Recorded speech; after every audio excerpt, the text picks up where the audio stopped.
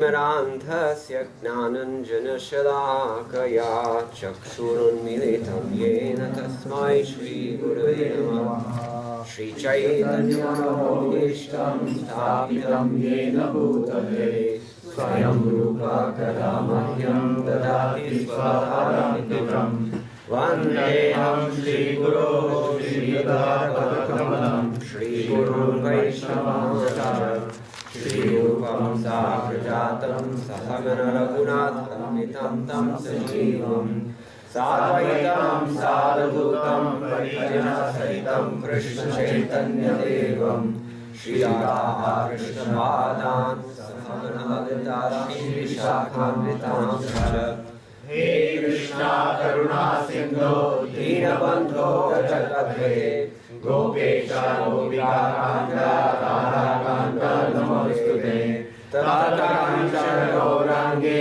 Radhe Vrindavaneshwari Vrishabhanusute Devi Pranami Hari Priye Vanchakalpa Tarujascha Kripasindhubhya Vacha Patitanam Pavanebhyo Vaishnavebhyo Namo Namaha Jaya Shri Krishna Chaitanya Prabhu Nityananda Shri Advaita Gadadhara Srivasadi Gaur Bhaktavrinda Hare Krishna Krishna Krishna Hare Hare Hare Rama Rama Rama Hare Hare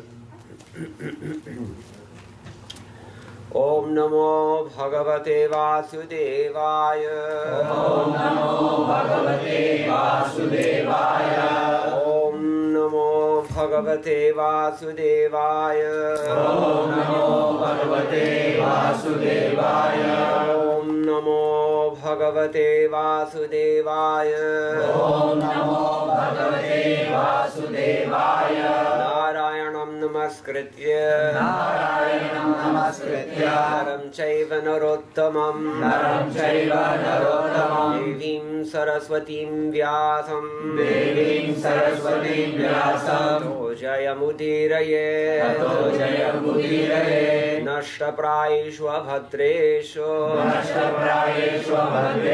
Nityam Bhagavata Sevaya Bhagavati Uttama Shloke Bhaktir Bhavati Naishtiki Krishne Swadhamopagate Dhanamagnanadibhisaha Kalau Nashtadrishamesha Ganarko Dhunoditaha This is Grantaraj Srimad Bhagavatam, Canto 3, Chapter number 2, entitled Remembrance of Lord Krishna. And we're on text number 12. I'm sorry. Lost the place here. Yeah, this is Canto 2 of the Srimad Bhagavatam, Chapter 2, text is number 23. Aho bakiyam stanakalakutam Jighangsaya yadapya sattvi Lebhe gatim dhatri uchitam tatonyam Kam vadayalum sharanam vrajem Translation and purport by His Divine Grace A.C. Bhaktivedanta Swami Srila Prabhupada, founder Acharya of the International Society for Krishna Consciousness worldwide. Alas, how shall I take shelter of one more merciful than he who granted the position of mother to a she-demon, Putana, although she was unfaithful, and she prepared deadly poison to be sucked from her breast. Purport.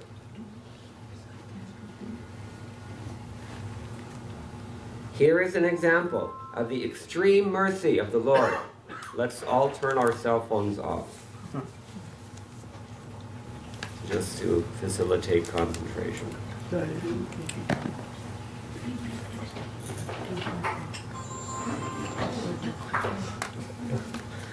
Here is an example of the extreme mercy of the Lord, even to his enemy. It is said that a noble man accepts the good qualities of a person of doubtful character, just as one accepts nectar from a stalk of poison. In his babyhood, he was administered deadly poison by Putana, a she-demon who tried to kill the wonderful baby. Of course, I think we all know who he is.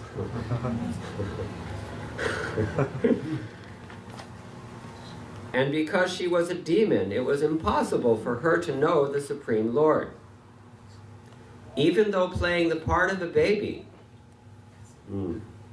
because she was a demon, it was impossible for her to know that the Supreme Lord, even though playing the part of a baby, was no less than the same Supreme Personality of Godhead. His value as the Supreme Lord did not diminish upon his becoming a baby to please his devotee, Yashoda. The Lord may assume the form of a baby or a shape other than that of a human being, but it doesn't make the slightest difference. He is always the same Supreme. A living creature, however powerful he may become by dint of severe penance, can never become equal to the Supreme Lord. Lord Krishna accepted the motherhood of Putana because she pretended to be an affectionate mother, allowing Krishna to suck her breast. The Lord accepts the least qualification of the living entity and awards him the highest reward. That is the standard of his character. Therefore, who but the Lord can be the ultimate shelter? Very wonderful verse in Purport. Who is speaking this verse? Uddhava. Uddhava is speaking to Vidura. And this is remembrance of Lord Krishna. After they've all left the planet, Uddhava is speaking to Vidura here. Anyway, so it comes to this. After he's said several things about the Lord, the last verse he said, O Vidura, does it not pain us, his servitors, when we remember that he, Lord Krishna, used to stand before King Ugrasen, who was sitting on the royal throne, and used to submit explanations before him, saying, O my Lord, please let it be known unto you. This is what you do when you're in front of a king. So he's offering these wonderful glorifications of the Lord. This is a very special verse from the Srimad Bhagavatam, because it's said that from hearing this verse, Shukdev Goswami had taken his birth. We all know the story. He was how many years in the womb of his mother? 16 years. 16 years. And we get worried after 8 months.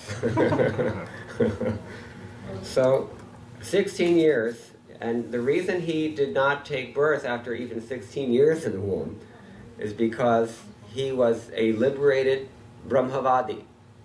He had realized the absolute truth in its impersonal feature, called Brahman. Spiritual, all-pervading spiritual reality. The all-pervading spiritual reality that pervades all existence and activates our lives with life. He's the life of all life, this Supreme Lord in his impersonal feature as life itself. Prana, sometimes we call him, in the Mukunda Upanishad. There's an interesting verse in Mukunda Upanishad. It says, where I live in Vrindavan, everyone comes to Vrindavan expecting to find Krishna hiding behind a tree or within the bushes somewhere. Or they expect Krishna to come and steal their butter or yogurt or whatever. But before we see Krishna in that form, we generally have to realize the form of the Lord known as Prana. And Prana is, according to Mukunda Upanishad, that form of the Lord which stands before us with an upraised thunderbolt weapon ready to strike us dead. This is the harsh bliss of Brahman realization. Anyone who has read the English Nobel laureate poet T.S. Eliot, he wrote a poem called Four Quarters. If you're interested, you can look it up. But you can understand that he had quite a bit of insight into the nature of this Brahman. And this realization of spirit is the precondition for actually understanding the Srimad Bhagavatam. If we actually want to understand Krishna or Krishna's pastimes with his devotees, such as, this Putanavad is one of his leelas, or what to speak of Ras Leela and other activities that the Lord has performed, then we have to first realize that we are not the material body. This is why all self-realized acharyas and bona fide gurus, such as Srila Prabhupada, they place emphasis primarily on this point. Aham Brahmasmi. You have to realize what is this Brahman. But that Brahman realization should expand and become localized with the appreciation that the Lord, that same Brahman, that spiritual essence, the Supreme, is actually within my heart.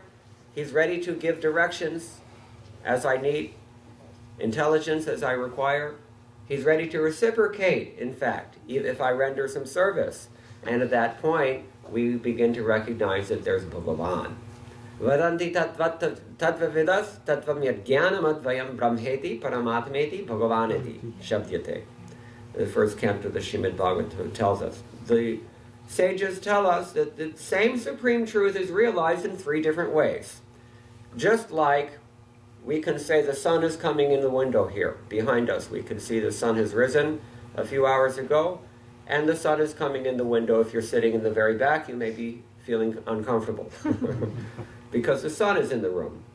But if the sun actually enters the room, what will happen? The entire world will be destroyed. What to speak of this room? You see? So we have sunshine, we have the sun planet, and within the sun planet, who stays within the sun planet? Surya. Surya Narayana. So that's in the Rig Veda when we chant Gayatri mantra in the morning. Anybody know this? What is it? No. Not Gayatri mantra. It's from Rig Veda. Dhyam sada savitramandala madhyavarti Narayana sarasajasana sannavishtaha keyuravan karakakundalavan kiriti hari hiranmaya vapohu dhritashanka chakraha. This is Narayan, Surya Narayan. The sun god is within the sun planet. So just as you have sunshine, sun globe, and sun god, so similarly you have Brahman realization, you have Paramatma realization, and you have Bhagavan realization. They're very different. To appreciate the sunshine is a very different experience than to actually go to the sun. And going to the sun is a very different experience from actually meeting the sun god. The sun god. Who is this sun god? Yat chakshuresha savitasakala grahanam raja. He is the king of all the planets. Samasta suramurti rashesha tejaha. And he has infinite power, infinite effulgence, infinite shining, the source of all life in this world. Any biologists here? You know, nothing happens in this world without the sun. You take away the sun, we're all dead. All life depends on the sun. Ashesha Teja, and he's maintaining all life since time immemorial. That is why the sun is considered to be the representative of the Supreme Lord. He has Ashesha Teja. Ego Bahunam Yo Vidatati Kaman. The definition of the Supreme, one definition, is that among all eternal, conscious, living beings, one of them is supplying all the others. That's God. So, this is within the mundane realm, this is the sun. So he's considered to represent the Lord, and therefore we call him Surya Narayana. But to meet the sun God is very, very different than just going to the sun if you could. We know it happens. You can't even get close. You'll be incinerated. And then the sunshine is a different thing. So in this way, Brahman, Paramatma, Bhagavan. Now, Krishna is Bhagavan. Krishnastu Bhagavan Swayam. Ete Chaangsha Kalaha Pungsas Krishnastu Bhagavan Swayam.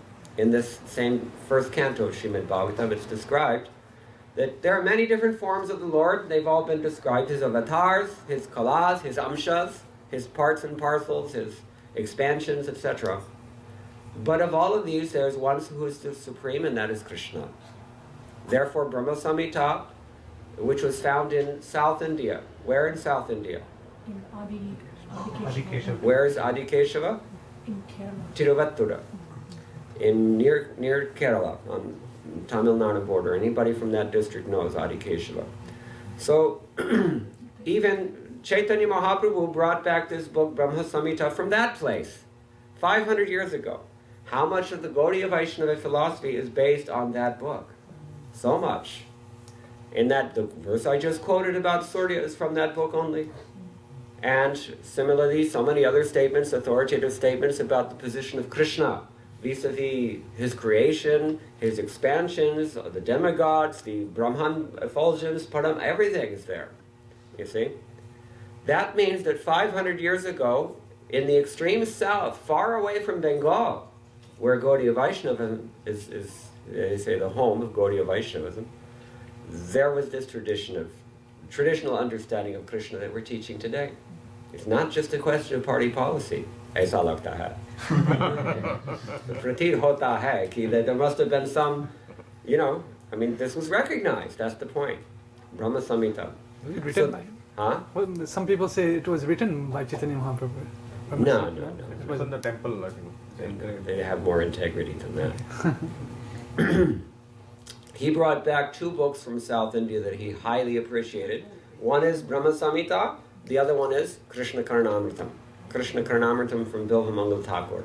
He was a resident in probably Satara district, Maharashtra, near the Krishna Venva River. That's another story. But so this Brahma Samhita says about Krishna as Bhagavan, confirms, if you want some independent authority. Because there's Agama and then there's Nigama, right? Nigama means the Shastras, or the Vedas, and the corollary, Srimad Bhagavatam. Agama means literatures that are consonant with it, but not necessarily of the same caliber, we might say, or same pedigree, you might say. So, Brahma Samhita is technically considered to be in this Agama class. So, Brahma Samhita says, Ishwaraha Paramaha Krishnaha Satchit Ananda Vigraha Anadir Adir Govindaha Sarva Karana Karanam. This supreme Ishwara is Krishna. And his body is not made out of the same things that our bodies are made out of. What are our bodies made out of? First of all, we don't think about this too much, but first of all, it's the mind, the false ego, the intelligence. That's really what's operating everything behind the scenes, or maybe I should say inside of the scenes. Then you've got the gross material body made out of bhumi, apa, anala, vayu, kham, ityadi. And then you've got this mind-body complex together, and we're rotating in so many different species of life, and one body after another, one planet and universe after another. E brahmanda brahmite kono bhagyavan jeev Guru Krishna prasade pai bhakti lata beach. Krishna Das Kaviraj Goswami in his Bengali Chaitanya Charitamrita says. Actually, we say it's Bengali, but you might call it even Mani Pravala. Mani Pravala means a mix of the vernacular and Sanskrit. It's half of it is Sanskrit, in fact. He's a great scholar, Krishna Das Kaviraj, therefore he's called. Anyway, so this Brahma Samhita confirms that Krishna is the Ishwara Parama. This is the point. So he's not forced to take birth the way that we're forced to take birth. He doesn't have to come by dint of karma, and he doesn't have to accept this material body. His body is made out of Sat Chit Ananda. Sat Chit Ananda means existence, awareness, and ecstasy. This is what he's made out of. Krishna. This is his body. Transcendental category, spiritual. So this Krishna we're talking about here. When Putana came with the intention to kill Krishna, she was calculating that he's just a little baby. She's not calculating that this is the Supreme Personality of Godhead in a Satchit Ananda Vigraha, which is specifically designed to mimic that of some ordinary baby in this material world. This is what Krishna does. This is the wonder of his Yoga Maya potency, that he artfully constructs a situation that appears as if he's just a baby and we can all figure him out very easily. But it's not like that. It's not like that. And every once in a while, you get a glimmer of his divinity because he does something absolutely over the top, completely impossible, such as, Trinavarta. What did he do with Trinavarta? Tornado demon came, and Krishna took a ride, and when he was done playing, then he held on and he became heavy enough that this demon came crashing down. And then the gopis were completely distraught. This is what he does to you when you go back to Godhead. Think about it. You still have some hope if you're not chanting yet. And if you've already started chanting, finished. But the gopis were completely distraught, running around. Some say, what is that? Sambrahma Sevyamanam. Trying to figure out what to do for this poor little baby. Because they also think he's only a baby.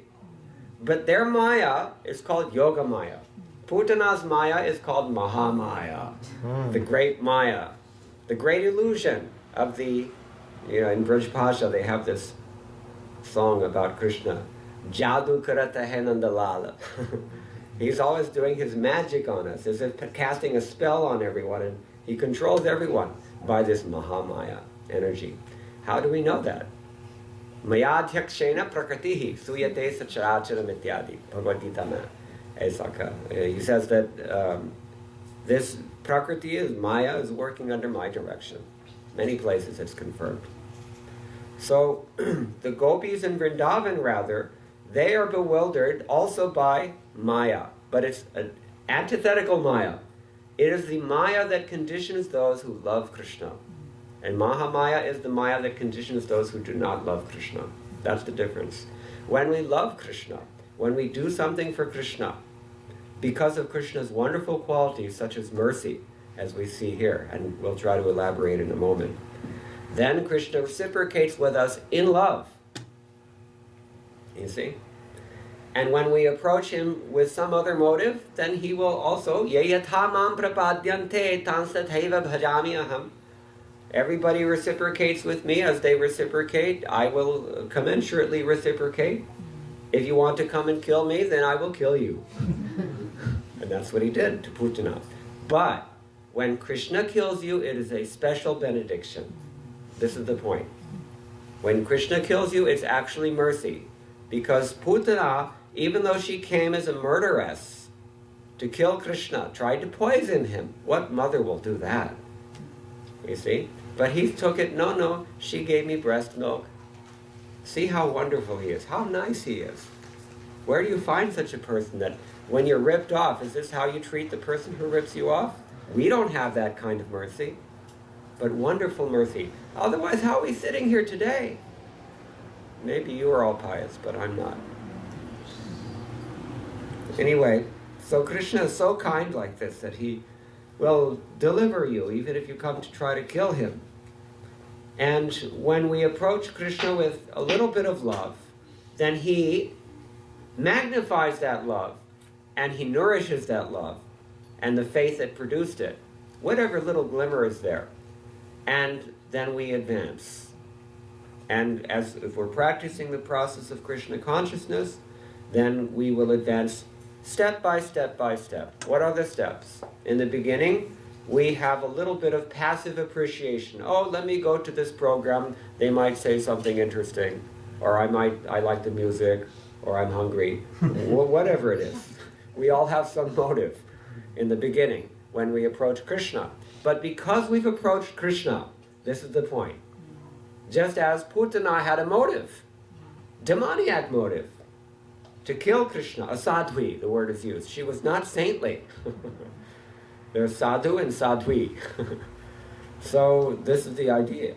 She came to kill him, but he didn't take it that way. This is the point. Why didn't he take it that way? Only because he's more merciful than we are.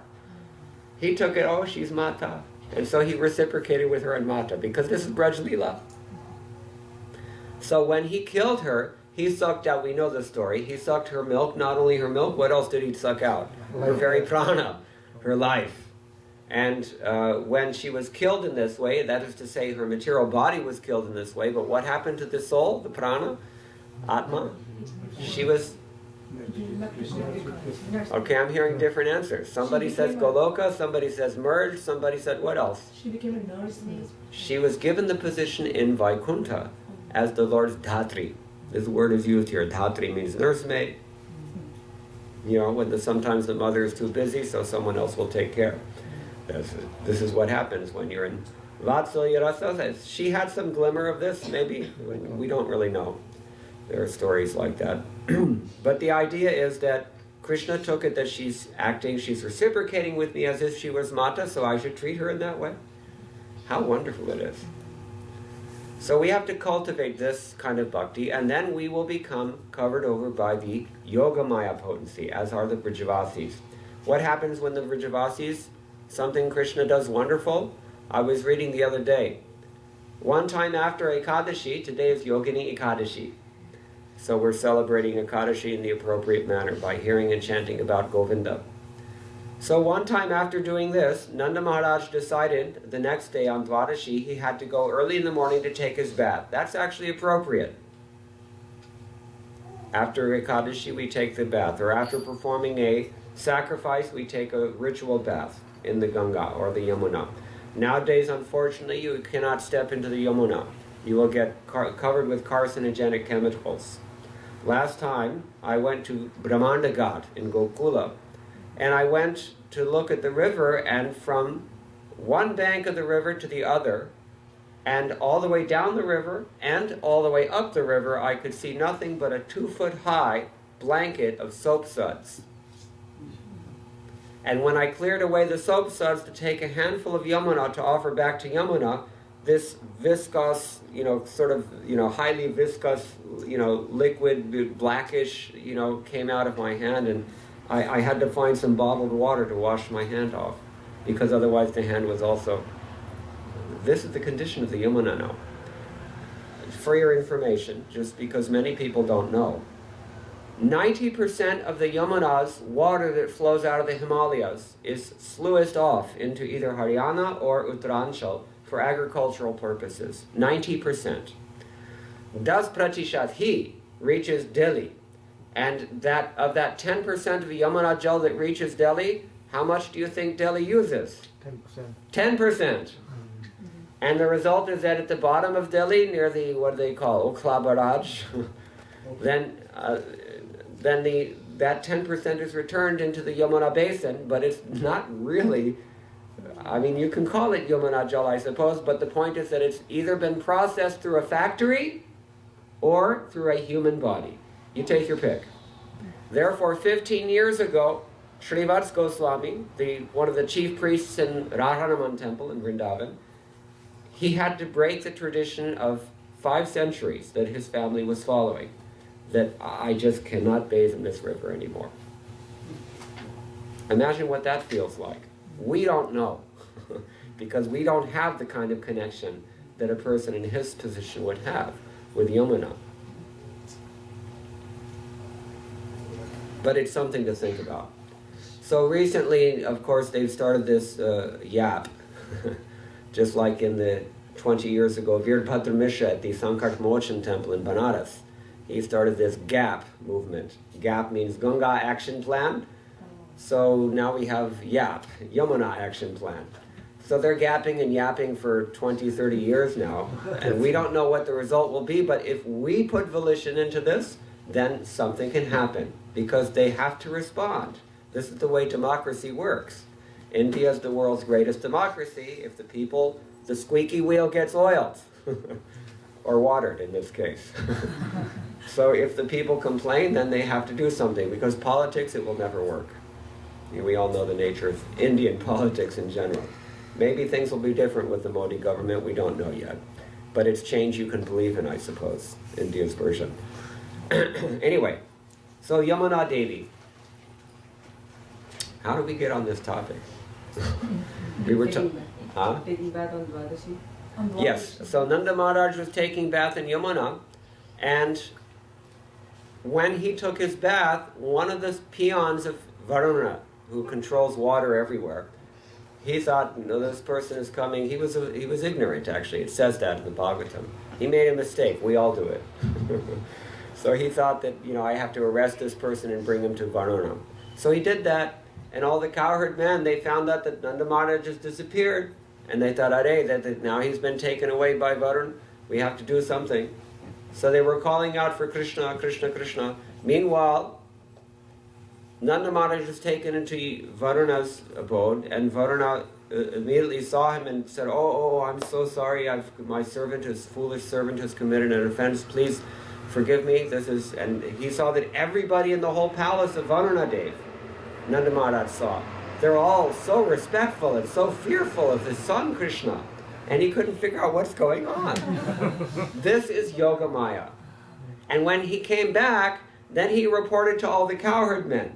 Now the cowherd men, they were conditioned, all the Vrajavasis in Vrindavan, they're conditioned by different degrees of this Yogamaya, different degrees of Yogamaya, slightly different nuances of Yogamaya, different flavors of Yogamaya, but they're all conditioned in the same way. And none of them actually thinks that Krishna is the Supreme Lord. But after this event, some of them became doubtful. Some of them became doubtful. So then some of them began to think, well, maybe Krishna is the Supreme Lord. Maybe he's a great demigod or something. But in general, their love is so intimate and so intense that they can't for very long consider any other possibility. They can only consider that Krishna is our beloved hometown boy, local hero, Krishna. Everybody, Vrajajana Ranjana, right? Vrajavallabha, so many names for him. What is it? So anyway, so many. So this is Yogamaya. And Putana was, of course, she was conditioned by Mahamaya. But even though she was conditioned by Mahamaya, because she approached Krishna, despite what her motive was, he gave her mercy. Now this is only Krishna who does this. This is an important point to note. Now the BBT is preparing a scholarly edition, devotional edition also, of the Laghu Bhagavatamritam by Srila Rupa Goswami. In that book, he's compiled evidence from various Vedic literatures regarding the position of Krishna as the Supreme Personality of Godhead and his unique characteristics. One of Krishna's unique characteristics is that he has this incredible mercy. That is the point being emphasized in today's verse, his mercy. And he gives an example with regards to Shishupal and the killing of Shishupal. He's quoting this from Parashar Muni's Vishnu Purana. Those who are Sri Vaishnavas know Vishnu Purana. So, in the Vishnu Purana, there's a description given. Who was Shishupal originally? Does anyone know? He was Jaya in the spiritual realm, Vaikuntha. When Jaya Vijaya, they were the Dwarapals of Vaikuntha. When the four Kumars came, they thought, just as Putana thought, oh, they're just little children, we can neglect them. Because when the children are all, they say so many things, we don't pay attention. So they treated these four Kumars like that, but actually these four Kumars were also Nitya Mukta Brahmavadis. They were liberated souls. Even Vaishnavas, they have their own sampradaya. Now it's called Nimbarka Sampradaya. So these four Kumaras, they somehow or other, they were impelled from within the heart by Paramatma to curse the Dwarapals, Jaya Vijaya. And they had to come to this material world. Lord Vishnu came to the scene when he understood there was a misunderstanding. He came to clear things up. And he said, no, actually what they've said is good. For whatever reason, when Vishnu says something, you have to eat it. You can't do anything about it. So they were not very happy about that, the Dwarapals, Jaya Vijaya. But the Lord said, okay, you can have 100 births as devotees, or you can take 3 births as asuras. Which would you like? And they said, well, we want to come back as soon as we can. So we're only going to take 3 births as asuras. First birth was, who knows? Hiranyaksha, Hiranyakashipu. When Hiranyakashipu was killed by, Hiranyaksha was killed by Varaha. To avenge the death of his brother, Hiranyakashipu decided that this, Vishnu is my enemy, because he knew that Vishnu in the form of Varahadev had killed his brother. So then, when he was always hating Vishnu, even though Prahlad was his son, And finally, we know the story. He was killed by Lord Narasimhadeva's invincible intelligence. And at the moment that he was killed by Lord Narasimhadev, he actually did not realize who it was who was killing him. He did not realize that it was Vishnu. He thought, he didn't know what hit him. So this fantastic creature came out of the pillar. Never, unprecedented. You know, he had not read the Bhagavatam yet.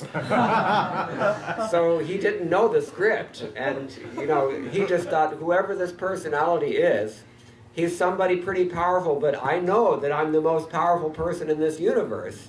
And so I can take care of this guy. But he couldn't. So Vishnu killed him in the form of Narasimha. But because he remained ignorant all the way up and through his death, therefore he did not get liberation at this point. He didn't get liberation.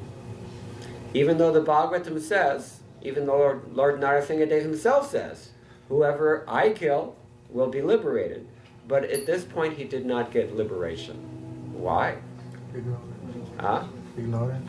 Because, yeah, his envy was very strong. He had not been completely purified, and he had no knowledge of the Supreme Lord. We were discussing last night, those who were there in the lecture, knowledge is the prerequisite that allows you to take full advantage of devotional service. Otherwise, you will take partial advantage and benefit from it. And you will advance, but it will not be so easy. So, when he was killed by Narasimhadev, he therefore had to take birth again, because he died in ignorance, and he was not thinking of God. He was ignorant. But because he was killed by God, therefore he had fantastic opulence, unrivaled in all the three worlds. He took birth as Ravana. And Ravana, being, he was impelled by passion in all things that he was doing. That is the nature of the demon. We know in the 16th chapter of the Bhagavad Gita, Krishna spends 2 or 3 verses talking about the godly qualities, and the rest of the chapter he's talking about the demoniac qualities, just in case you couldn't figure out what's more relevant in your life. Nothing personal intended here, we're all in the same boat here. So, he had these demoniac qualities, including passion. Because he was kicked around by passion, one minute it's going to be greed, the next minute it's going to be envy, the next minute it's going to be lust, the next minute it's going to be... Anything can happen, you see? So in his Ravana incarnation, he fell prey to which vice? Lust. And not only lust, but whom did he chase after? The wrong woman. He chased after Sita Devi herself, the consort of the personality of Godhead. And Ramayana describes it's like a fool reaching into the mouth of a hungry lion to pull out a tooth. You don't do that. You see? Lust, anger, greed, madness, envy, illusion. These are the vices we all have to suffer from as long as we maintain the demoniac temperament, the demoniac mindset. Anybody know the name Kapila Vatsyayana? I think she's in government now, politics, but she used to be a highly respected professor at BHU, and in the realm of aesthetics, things like Natya Shastra and others. So she actually made a quote that was given in this book by, what's his name? I want to say Ravi Varma, I'm not sure if that's him. Anyway, she's quoted as saying that the sthai bhav of the Indian mind is what? Anybody want to get your... You know this, you've read it. Irshya. Irshya is the sthai bhav. So no offense, folks. I mean, I have my own anarthas also. But just something, we all suffer from this. This is the point. As long as we embrace the illusion of Maya, then we are going to be kicked around. And in one life, we're going to fall to anger.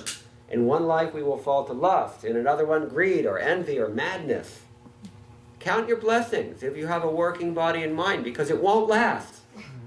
Zurur, it will not last. You see? My wife always chides me when I say this, but I'm going to quote it again. Jabalagatana mein tapana vyapai Tabalaga kari hari seva. Or as we say in English, use it or lose it. You see? So the idea here is that as long as we have a working mind and body, we have to offer it to Krishna. Give it to God. Because it will not last, that's for sure. It will not last. Nothing in this world ever does. So as Ravana, he fell to lust and he tried to, he offended the Supreme Personality of Godhead. He offended the Mahalakshmi in the form of Sita Devi. And so he was killed again by Ramchandra. And this time, he was not in complete ignorance as in his previous birth. This time he had some inkling that this person is an incarnation of Vishnu. But his envy was so strong that he could not accept that. So he was killed by Ramchandra and then he took his last birth he took as Shishupal. In Shishupal, as Shishupal, he retained the envy of his previous two births. But he was constantly absorbed in Krishna because he knew this time that Krishna is the incarnation of Ramchandra who killed me last time. And Ramchandra was Vishnu. So he was seething with envy. His whole life was nothing but vitriolic blasphemy of the Lord. And constantly he was absorbed in hearing Krishna's name and in talking about Krishna in an unfavorable way. You see? But the wonderful nature of Krishna and Krishna's mercy is such that even if one in that attitude takes his name and is constantly remembering Krishna somehow or other, Krishna has this unique, merciful characteristic of insinuating himself into the heart of the living entity and attracting him with his unique, the name Krishna means what? All attractive. And the other incarnations do not have this particular potency that Krishna has. This is the point that Rupa Goswami is making. Actually, Parashar Muni makes it in the Vishnu Purana, which he's quoting. So, the wonderful characteristic of worshiping Krishna in particular is that Krishna has such mercy. And we're seeing that mercy in this verse with Putana. She came to kill him, but, she got attracted to him at the same time. And he was also very merciful to her, and she was delivered in this way. And so was Shishupal. We know that when the blasphemy had reached a critical mass, as Rupa Goswami describes it, or as Vishnu Purana describes it, he's quoting Vishnu Purana, he had become increasingly purified by chanting the holy name, even in hate. And when that purification reached, we call it Ajñata Sukriti, when that purification reached a critical mass, so to speak, at that time his anarchas were destroyed, and he had a flash of insight that this person is Vishnu, and I actually have an eternal relationship with him. I've fallen down. He was enlightened just at the point that disc was flying towards his neck. And when it cut his neck off, then immediately he was liberated. He went back to Vaikuntha to resume his form as Jaya because of Krishna's mercy. This is a wonderful, unique characteristic that Krishna displays. Incomparable mercy. There are different excellences that we say Krishna has, according to the Shastras. Rupa Goswami has compiled many, many quotes. He's written many books, and in those books he's compiled quotes from many other Shastras, and he's done this in Bhakti Rasamrita Sindhu as well. In that book he outlines 4 special characteristics that only Krishna has that are not shared by any other Vishnu Tattva form. Does anybody know what those are? So he's got Lila Madhurya and Venu Madhurya and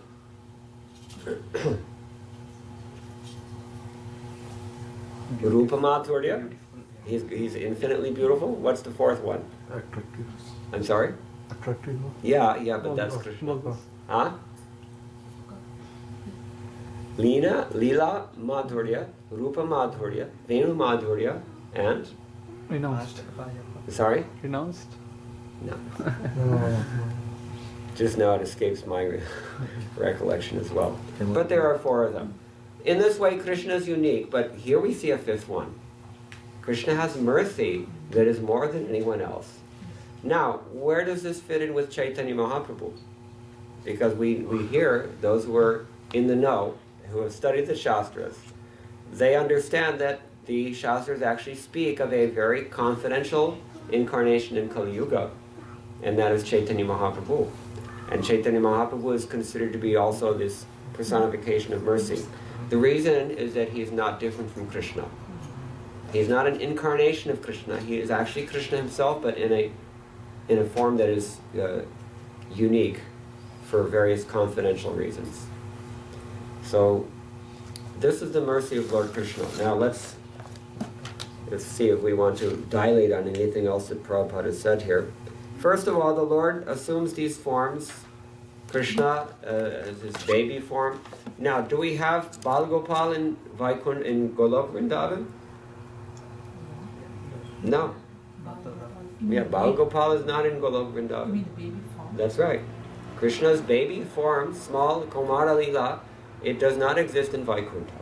The idea is existing in Vaikuntha, but the form is only manifest here in this world. This is another thing. These are confidential things. So, it's described actually in the Chaitanya Chandramrita of Kavi Karnapur, I think, if I recall correctly, that the Lord actually appreciates coming to the material world and performing his pastimes here, in the material world, even more than those in Golok Vrindavan. That's an ironic thing, isn't it? You wouldn't think it was like that, but it is. And why is that? Well, if you're in Madhurya Rasa, then there's actual, there's actual danger. Because especially with the gopis, we know there's different kinds of love, conjugal love of Krishna. There's Swakya love, which is the queens of Dwarka. Wedded love, but the gopis don't belong in that category. They're unwedded love. They're not married to Krishna. In fact, they're married to someone else. That makes it very dangerous to serve Krishna in this material world, which heightens the lila, the pastimes of the Lord. Similarly, just like when we preach Krishna consciousness, if we're preaching to the choir, so to speak, as they say in English, to those who are already devotees, it's okay, but there's no real challenge there, you see? When we preach to those who are real demons, real life, it's like when you join the army and they put you through training, sometimes they use rubber bullets and sometimes they train with live ammunition. And when the ammunition has the potential to kill you, then you know you've got to really be serious. So it's like that. Here it's live ammunition. They're real demons that we're dealing with. And that makes Krishna's pastimes actually more relishable. We can't understand this because we're conditioned by Mahamaya. But for the devotees who are conditioned by Yogamaya, they don't see any problem. They only see the challenge. And they relish that because they have full faith in Krishna. Just as the cowherd boys, they saw this massive snake lying in the middle of the road with his mouth wide open, and they all just happily ran right in, singing, lunch packs in hand. They had no problem. You see? They're just dancing their way in, and they know very well that it doesn't matter, even if it's a snake, Krishna can take care of it. See, this is the devotee. This is faith. Do we have that faith? That's why we're here. That's why we're here. But the devotees who are the Nityasiddha devotees, or even the Raganuga devotees who are perfect, then they actually like to deal with Krishna in the material world, because there's more tension, you see. It makes the ecstatic pastimes more relishable, because they see it that way. They don't see it as a threat or a danger or a real fight or anything like that. So these are some few things here we can talk about. But I mean, what's relevant for ourselves? The point is that we need mercy. We were discussing last night. There are all different ways that Krishna has mentioned in Bhagavad Gita that a person can actually approach the supreme absolute truth, and we don't have any of them. We're not big Vedantists. We're not big, pious workers. We never practiced yoga. Sanatana Goswami put this most eloquently. He said, "Na prema shravanari bhaktirapi va yogo thava vaishnavo jnanam va shubhakarma va kiyadaho sajjatirapyasti va hinarthadhika sadhake tvaitadhapya chedya sati he gopi janavallabha vyatayate Ha ha mada shaivamam. That means, I don't have any prema. Prema means perfect, pure love of Godhead. I don't have that kind of prema. And I don't even have real attachment for the process of developing that prema, which is bhakti yoga. The prema shravanadi bhakti rapiva. Yogo tava vaishnava. I'm not a devotee. I've not practiced yoga. Not a yogi.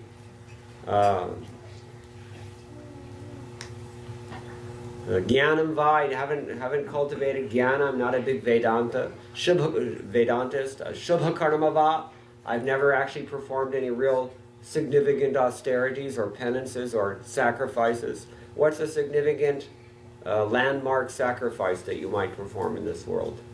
What's the famous one we always hear about? Ashvamedha yajna. Who performs Ashvamedha yajnas today? We're lucky if we can put $1.25 in the hundi. We're proud of that also. You see? Shubha karmava kiyadaho sajjatirapyastiva. Are, I'm not even born in a nice family. Now I can say this, but what family was Sanatana Goswami born in? GSB. Gauda Saraswat Brahmin. The family was from Karnataka. And he actually did have a very good birth, but because of his association with the Mohammedan government of Hussein Shah in Bengal, therefore he considered himself an outcast, and other Brahmins also considered him an outcast because, you know, any little flaw, you know, the rest of the community is always going to point at you, isn't it? That's how it works in this world. So he thought, I'm not even, you know, I don't even have a nice jati either. So, hinarthadhika sadhake, as far as sadhanas go, you know, I am completely bereft of any means of delivering myself. I don't have any, and no assets in spiritual life. This is what he's saying, or even in religious life, because there's a difference. Therefore, he gopi janavallabhavyatayate ha ha mada shaivamam. All I can do is cry out for you, gopi janavallabha, please, you help me. If you help me, then I've got a chance. Otherwise, there's no hope. In this Kali Yuga, this is the means. When we say Harer Nama, Harer Nama, Harer Nama, Iva Kevalam, Kalo Nasyeva, Nasyeva, Nasyeva Gatiranyatha. It's very emphatically stated, because all we have is this hope that we can take advantage of Krishna's extreme mercy that we've heard by attracting his attention through chanting his holy name in helplessness. How? What kind of helplessness? Prabhupada said, like a child crying for its mother. When we chant like that, which means when we cry like that, then Krishna, he has to come. Should I tell this story? Yes. I told someone last night. Someone in New York recently told me a story. I don't necessarily verify it, or I can't, you know, say it's what it means. There was a girl in South India, Chennai, and she was constantly harassed by ghosts, it would seem. She could not sleep at night, so bad it was. So somehow or other somebody told her that, you know, if you chant this mantra, Maha Mantra, Hare Krishna, Krishna Krishna, Hare Hare Rama, Rama Rama, Hare Hare, then these things will not bother you anymore. So she developed a little faith in chanting this Maha Mantra. So she started to chant the Maha Mantra, and then after some time, you know, this problem was less. The problem actually went away. All the boots were not bothering her anymore. Prets, boots, pishachis, whatever they were. So she was chanting like this, and then, you know, she actually got some attachment for the chanting, because she knew it was Krishna and she knew it was God. So then, one time she was invited to a friend's wedding. And you know, in India, the wedding is a huge deal. So she was dressed very nicely, and she went to the hall, and, you know, somehow, I don't know the details, but somehow or other, after the wedding was over, she was left behind. Maybe her ride went without her or something. She was stuck without a ride. And eventually, only the janitor's there cleaning up, and she's all alone, and she's wondering what to do now, you know, and by this time it's late at night. And you know, in India, I mean, you can read the news. What happens if you're a woman in India? Not always a very good thing. because the people are so out of control nowadays. You know, in Vrindavan where I live, the village women are afraid even to go in the morning and answer the call of nature. Even you go two of them together, they just hung a couple of them, isn't it? It's just not safe. So at the end of this thing, that it's time to close the hall, the janitor says, yeah, I'm sorry, I've got to lock up. She says, well, where are the buses? She says, they usually come out there, but the last bus came at, 9:30 or whatever it was. So she's out there waiting, and she didn't have any shelter. But she had this Mahamantra. And she was chanting very seriously, Mahamantra, Hare Krishna, Krishna Krishna, Hare Rama, Rama Hare Hare. And, after some time she's waiting, and she knows that no bus is going to come, but where else is she going to go? She just took shelter of the name. Now, then a young man came and stood next to her, an unknown young man. And he tried to talk to her, but she wouldn't look at him, she wouldn't talk to him, she just chanting the Hari name, Hare Krishna. So he said, I can take you to your house, it's no problem, really, you shouldn't be out here alone, it's dangerous. And she would not reciprocate it anyway, she just wouldn't even look at him, she didn't look at him. Eventually, out of nowhere, after some time, maybe 12:30 at night, this bus comes out of nowhere down the road. And it stops right there where they're standing. And there's a driver in the bus, and the rest of the bus is empty. She gets on the bus. What else is she going to do? The boy got on the bus. The boy paid her fare. And she's getting scared now. What's going on? What am I going to do? So she's chanting, Hare Krishna, Krishna Krishna, Hare Hare, Hare Ram, Ram Ram, Hare Hare. Whole way. Finally she got near her neighborhood, and she got off the bus. The boy got off the bus. And she said, why are you following me off the bus? He said, well, I have to see that you get home safely. It's dangerous at night. And she just was chanting Hare Krishna. She says, no, I know where to go. I'm near my house. You can go now. And she went home, and she turned around. When she got home, she turned around to see if he was following. He was gone. He disappeared. Nobody there. Right? Did I tell it correctly? So who was this boy? What did he say? Did he ever say anything inappropriate? No. Did he do what Krishna might say? Krishna has, when you chant Krishna's name, he has the responsibility to take care of you, isn't it? Therefore I said, I can't verify what the story means. This is something that was told to me, and it's a very interesting story. But the point is that yoga kshemam pahami, Krishna says. When a person takes shelter, ananyas chintayanto ma. Was she ananyas chintayanta? Certainly she was. Ananyas chintayanto ma ye janaha paryupasate. I have to reciprocate in kind. What does bhakta mean? Bhakta means somebody who participates, right? It means somebody who worships, but it also bhaj means to participate, to take part in something. Therefore Krishna says, Tansta taiva bhajami. I reciprocate. I worship. And you can interpret it that way also. Yayata mam prapadyante tanstateva bhajami. Krishna says, when a person surrenders to me, commensurately I will worship that person also. When you become Krishna's devotee, his only function is to serve his devotees. That's why, where does Krishna live? We call it Krishna Loka sometimes, but what else do we more often call it? Huh? Goloka. Goloka. Why Goloka? Cow Loka. Cow world. Why? Why cow world? Because Krishna loves the cows. And what does he do there? He only takes care. He takes care of Yashoda. He takes care of the gopis. He's just reciprocating with his devotees. So even in this world, if we take Krishna's name in this way, then Krishna will also reciprocate with us. It's possible. It happens. This event that I just narrated was about 3 years ago. I don't know if that's before or after that woman was killed in Delhi, but it's a timely thing, isn't it? Something to think about. Krishna will reciprocate. So ananyas chintayanto mam ye janaha paryupasate tesham nityabhiyuktanam. She was focused. She was chanting already. Yoga kshemam vahami. Krishna will carry what we lack. He will preserve what we have. He protects. He supports. This is his mercy. So these are a few examples. I mean, that, as I said, there's so much we can say about this verse, and there's so much in the commentaries, but I think we'll stop here in the interest of time. Does anybody have any questions or comments? Yes. The comment on the fourth one, Rupa, Leela, Venu, the other one is Bhakta Madhurya. Reciprocates. Okay. Okay, yeah. So his pastimes is separate from the devotees. That's the idea. The other question I had was, if Balagopal doesn't exist in Goloka Vrindavan, what does Putana do as a maidservant or nursemaid? Yeah.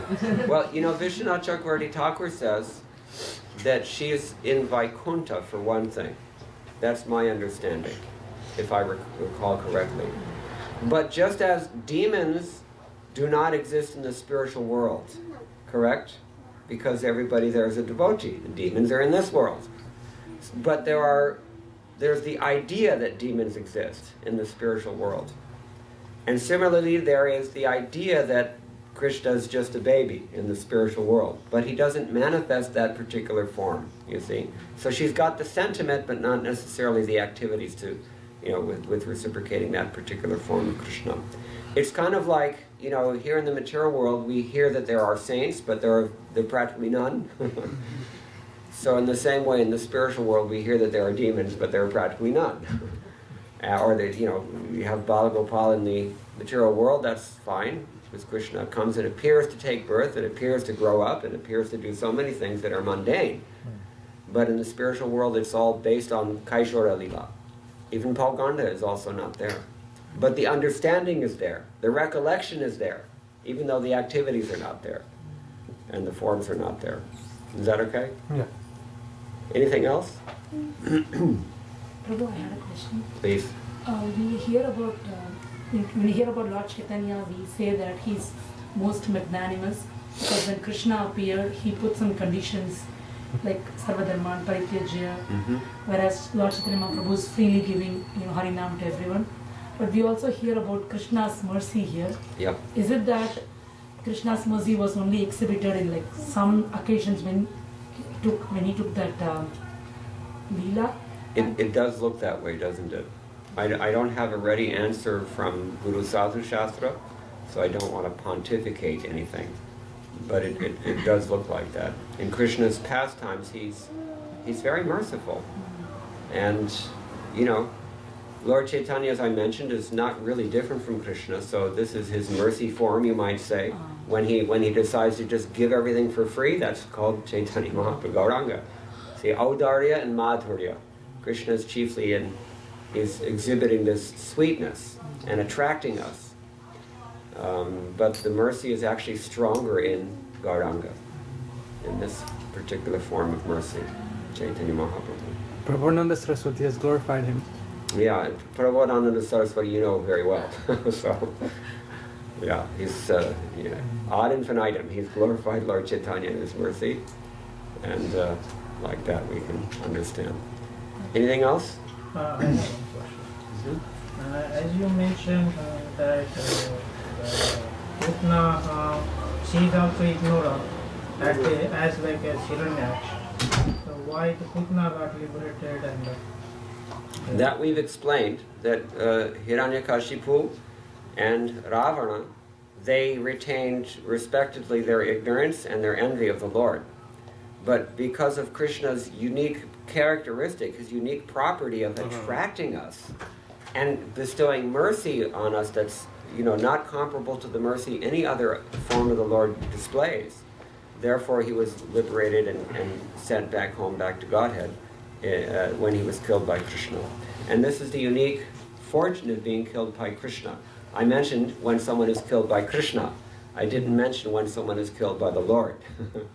Even though Prabhupada throughout his books he kind of implies that, but he actually doesn't come out and say it. So this is preaching. we sometimes we don't want to say things. Is that okay? Is it clear? Yes. Okay. So we want to hear some Hare Krishna chanting. Question. Another question from Asit Prabhu. Hare Krishna. So when he, after Hiranyakashipu was killed, and then Prahlad Maharaj he offers prayers to Hiranyakashipu, and then Narasimha. And then Narasimha Dev gives him a boon, right? Benediction that 21 generations forward and backward will be looked. The Rupa Goswami addresses this question there also. If it's a fact that every time the Lord kills Hiranyakashipu, every time Narasimha Dev kills Hiranyakashipu, then the descendants are all liberated, then he cannot come back and repeat that Leela. You know, Yug Yugman, right? So that's a contradiction. Therefore he says that when he came to kill Jaya Vijaya in the form of, you know, Hiranyaksha, Hiranyakashipu, it was a special dispensation to fulfill that curse as a Leela. Ordinarily, another form of the Lord as Narasimhadev will come and perform that function. It's kind of like this. In the Kali Yuga, there is an incarnation who will teach the chanting of the holy names. But it's not always Krishna himself. In the form of Chaitanya Mahaprabhu, it's some other incarnation. You see? It's a little bit like that. Is that clear? Yeah. Because that maintains his boon, and at the same time, it, you know, it's logical. Okay? Yeah. Hare Krishna. If I think I'm a devotee, in subtle fashion I'm still envious of Krishna. If you think you're a devotee, in a subtle way, you're still envious of Krishna? I'm asking, could that be possible, that in subtle... It's possible. It's possible. I mean, if the person is thinking, I'm a devotee, and all these others, they don't know what's going on. This is called iṣṭa-adhikar. Iṣṭa-adhikar means the youngest, you know, the most green prerogative. And that's the characteristic of the neophyte devotee, that he thinks that I'm the only one who's a devotee and everyone else is in Maya. You know, I know what's going on, and me and the Lord are like this, and, you know, that's all that matters. And it's not very highly developed spiritual consciousness. Therefore, it's called kanishta. Madhyamadhikar means he begins to see that there are distinctions to be made here. One has to discriminate with regards to the association that one takes. One should, of course, worship the Lord. One should befriend the devotees. One should be kind to those who are ignorant, and one should avoid the envious. These are four critical distinctions that we have to make when we reach the intermediate stage of adhikar, or prerogative. And in order to do that, we have to have the kind of sambandha gyan that I mentioned last night. We have to know what's what and who is who. And that's where things get very complicated. It's a great, you know, it's as sophisticated as the Gopuram of any South Indian temple. The material world is like that. It's just it's full of energy. The Vichitra, Bhaktivinoda Thakur says. Then the Uttama Adhikari, he's in a different space, because he sees that he's a very advanced devotee. He has full faith in the Shastra, which he's also fully assimilated. But his vision is that everybody else is a devotee. I'm not a devotee. You see? So we have to gauge our condition. And with respect to these teachings, which means we have to know the teachings, which means we have to do what? Hear. We said this last night. And Krishna says it in Bhagavad Gita, chapter 7, text 1. Yatha jñāsasi tat śṛṇu. We have to hear. There are many things to be said about that, but I think that's suffice for now. Yes? Hare Krishna. So I have a question. Who controls the human mind? Sometimes say the mind is not in control or whatever. So who actually controls the mind? Who controls the human mind? This is an interesting question. Does anybody have some answers for this? Your desires. He says desires. Anything else? Modes of material nature. Modes of material nature. Anything else? Krishna. Anything else? Karma. Anything else? Huh? Maya. Okay, we're getting vague now. Intelligence. Okay, I mean, all these answers are correct in a way, in a sense. The fact of the matter is that it's not like there's some genie within the mind micromanaging on every thought, you know. Actually, the way Krishna manages is the way any good manager manages. He delegates. And he's got these devotees, you can say mid-level management of the cosmic manifestation. Moon god is the Yeah, moon god and others who are controlling deity of the mind. But it's also not incorrect to say that Maya is controlling, because the moon god is working for Durga Devi. Yeah. And it's also not incorrect to say that the intelligence controls the mind, but that's when we're Krishna conscious and are advancing. And it's also not incorrect to say that what was the other answer? The three modes of material nature control the mind, No. because sangat sanjayate kama, whatever you associate with, that's what's planted in your mind. And then, by contemplating what just happens to waft into your mind and sticking on it, then you get some subtle attachment, and from that attachment you get a desire, and then from the desire you act. So it's an automatic process in a sense. The psychologists often argue about this, that some say it's, is it nature or is it nurture, as they say. You ever heard these terms? Nurture means basically the association that you have. Nature means, what you've brought to the table with you when, upon being born. So there are different kinds of associations that will affect us. In the 11th canto it said you've got dravya sambhava doshas. That's to say you're dealing with faulty assets, you might say in the general sense.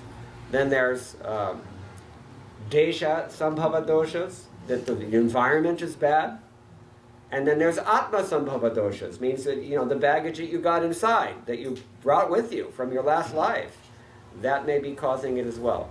This whole shebang, we might say, is all part of an important category that we call samskar, the mental impressions that are placed on our mind. They all play a part. And that's why it's very, very important to be aware of this and to monitor and to control this, as she said, by the intelligence. It's not like there's, some devil within us. This is Christian philosophy, Christian theology. They actually say that there's some competitor of God within each of us, and, he's like pushing and saying, do the wrong thing. It's not so much like that, but, one could perceive it in that way. So they have some basis for that idea. Our scriptures describe this situation very scientifically and in great detail. The problem is that we usually run out of interest before we actually assimilate everything that there has been said about it. So again, we have to hear and understand the process. In chapter 14, in chapter 17, and chapter 18 of Bhagavad Gita, these things are discussed in great detail, and elsewhere throughout all these literatures. But I think that's probably the best answer I can give in short form right now. Okay, anything else? Yes. Okay, I can't see. Okay, yes. I heard you mention Golokam and Vaikuntham differently. So is that something we should be aspiring for, or like Krishna decide for himself? I mean, just in case. Oh, it's a very good question. He's thinking about his future. That's what I like, strategic planning. So, the fact of the matter is that in this human form of life, if we are serious about spiritual life, and if we try to reawaken our spiritual consciousness, it's just a matter of time before we realize that I've got to make some choices. I've got to make some choices. This is a big, big topic. And, Rupa Goswami has divided bhakti yoga into different divisions of sadhana. There's one branch of sadhana bhakti is called Vaidhi sadhana bhakti. That is to say, we follow the rules and regulations that are for bhakti yoga that are enjoined in the shastra given by the sadhus and the gurus. Then there's also Raganuga sadhana, which means that we are, focusing on the way that a particular Nitya Siddha Parishad of the Lord is applying these principles. Say Nanda Maharaj or, the Gopi Janas of Vrindavan are the main thing. And, but other devotees also, someone is attracted in a certain way, he will follow a particular liberated devotee of the Lord. And we will see that the same principles are applied in slightly different ways by different devotees according to their desires and according to their natural affection. So then the question becomes, is it Krishna's choice or is it my choice who to follow, correct? So the fact of the matter is that Bhakti Yoga is ultimately not just a philosophical, or certainly not a mechanical process. And it's also not a legal one. It's love. And with love, if 50% of the, one party is 50% and the other party is the other 50%. You cannot say that we are not as important as Krishna in the realm of the love that we have to offer him. Because Krishna is mainly interested, from his perspective, he's mainly interested in what we have within our hearts. And from our perspective, we're mainly interested in what he has within his heart. This is the nature of love. And so you cannot say that it's Krishna's decision. And you cannot say also that it's your decision, because it's understood that Nitya Siddha Krishna Prema Sadhya Kabhunai Shravanadi Shuddha Chitte Karaye Adai. Again, in Chaitanya Charitamrita he says, this Krishna consciousness, or this bhakti that we have, is eternally established within the heart. It's already perfected within our heart, but it's very covered over. Everybody here is in IT, I can assume, safely. And so the analogy is like when you've got your desktop and you've got 1,000 things open on your desktop, it's pretty hard to see what's the original thing running underneath. You're like, you've got, the program is running, but it's covered by so many, cluttered up by so much other distractions. That's what our life is like. Our spiritual life, our eternal constitutional position is, it's still running, but it's kind of been double-clicked or something, and so, or single-clicked, I suppose. Have to clean it. So you've got to close out some apps, and you've got to, minimize things, and then you can actually remember what's actually going on here in the mind. And that is the process of Bhakti Yoga. At a certain stage of Bhakti Yoga, after we attain to Nishtha Bhakti, that is firm Bhakti that does not waver any longer, and that we do not fall down, then we actually get some taste, real taste. When that taste develops, we become attached to that taste, addicted even, Prabhupada used to use the word. Then there's some awakening of bhava, what we call bhava bhakti. So Raganuga sadhana bhakti, or Vaidhi sadhana bhakti, it should lead to this bhava bhakti. The stage of bhava is the awakening of some emotion for Krishna in a certain flavor, in a certain trajectory or direction, a certain style, or as I said earlier, a certain application, following in the footsteps of a particular devotee that we would like to emulate. Usually that desire will arise spontaneously as a result of following the process of bhakti. So it's neither our own choice, neither is it Krishna's, pushing it on us, so to speak. It's a natural development of what's already perfect within our heart. You just have to close out all the other programs on the desktop. And that's called an arjana vritti. So I might as well, because in patchwork manner, I've described these stages, but let's go through them all. When we chant Hare Krishna, Krishna Krishna, Hare Hare, and when we hear from these shastras and keep association with more advanced devotees, this is the basic process, and this will, this is called bhajana kriya. In the association, when we invest our faith in good association and engage in these practices, then the anarthas will become removed. What does anartha mean? The things within the heart that are dirty, unwanted, antithetical, obstacles.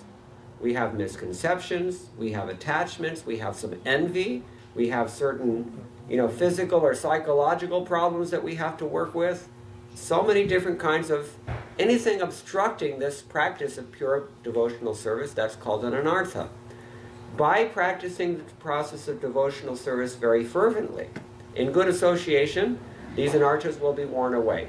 When they're worn away, we become fixed. When we're fixed, we get a real taste. When we get addicted to that taste, then bhava can awaken. And bhava is nothing but the dawning of pure love, which is called prema.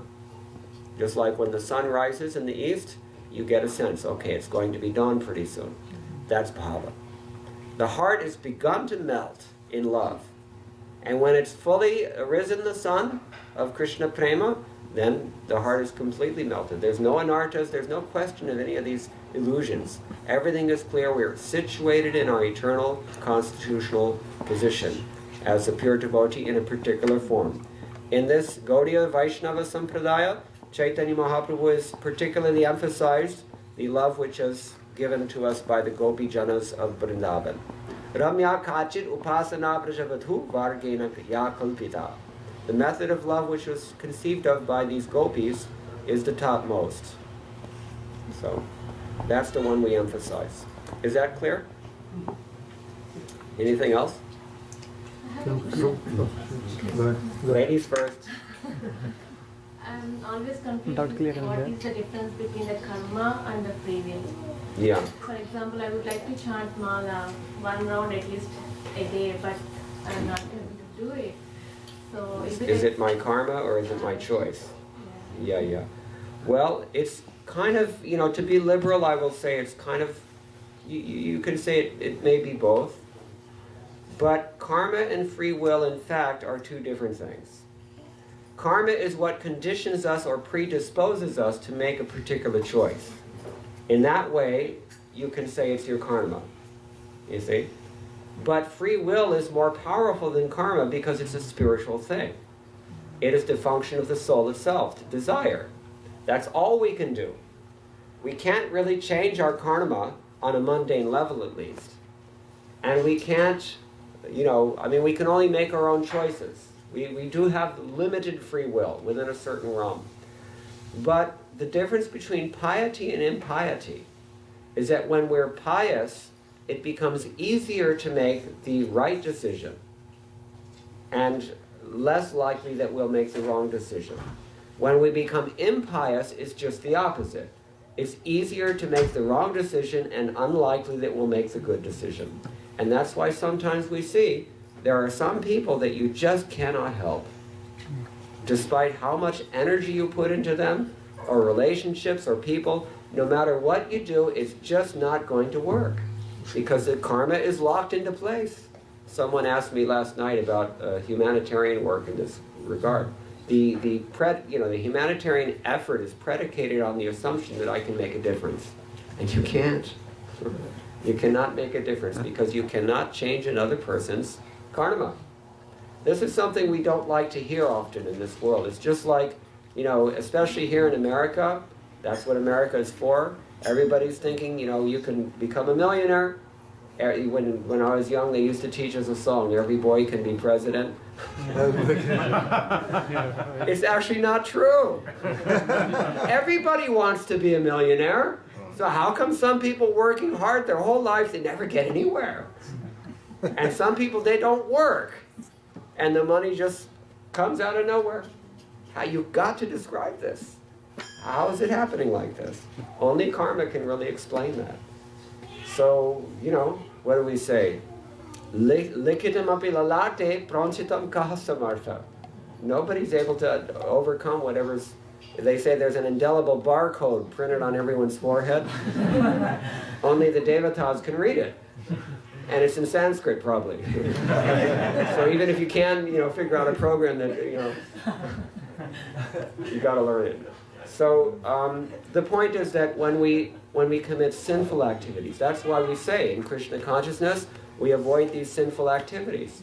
Because it's like pouring water on a fire that you're trying to start. It's antithetical. It won't. It doesn't work, you see.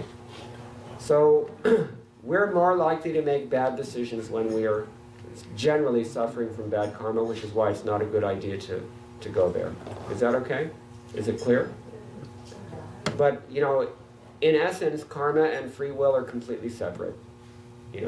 The point is, no matter what your condition is, if you have this mercy that we're talking about from Krishna, and you decide to operate underneath the shelter of that mercy, then you can overcome all obstacles. What does Krishna say in chapter 18? Anybody know the verse? No. About overcoming, Prajinam Santarishati. okay, not that one, just contiguous with that. About what? Sarva Durgani, Matchitta Sarva Durgani, Mat Prasadat Tarishyasi, Ata Chaitvam Ahankara, Nashroshasi, Vinashyasi. You see? Therefore, again, here Krishna is again, as we said last night, he's emphasizing the importance of hearing. If you don't hear me, and hearing means acting, you know, I've told you everything already. Yatechasi tathakuru, like a good parent, isn't it? The parent says, okay, you've got choices.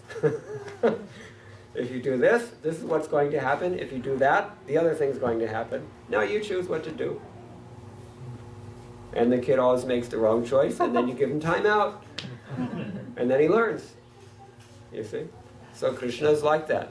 You can surrender to me and follow these teachings faithfully, without envy, then you'll be liberated. Otherwise, you don't have to listen. You can go and take shelter of Maya, but you should understand she's going to beat the daylights out of you. It's kind of like when the kids are nonsense, we send them to a stern uncle for discipline, right? That's Maya. She's the headmistress of the school of hard knocks. That's this material world we're living in, you see. I don't remember your question, but I hope it's been answered. Yeah. Okay, so did you have a question also or no? Okay, anything else? I thought you had a question. No, that's great. Oh, it's chanting. Oh, here. Oh, he wants to be, can we do more kirtan? That's his Hare question. Krishna chant. okay. You decide. What time is it now? It's already 11. It'll get late for Prabhu's lunch. Yeah, it's probably, we have to give the lecture in San Jose tonight. So Lunch. And we have to, it's a 2-hour drive, and then, Next week again. just Yeah, 10 no. minutes. Can you know? Okay, 5 minutes. 5 minutes, yeah. Maaf kijiye. Hare Krishna. I mean, Hare Krishna. I think it's better.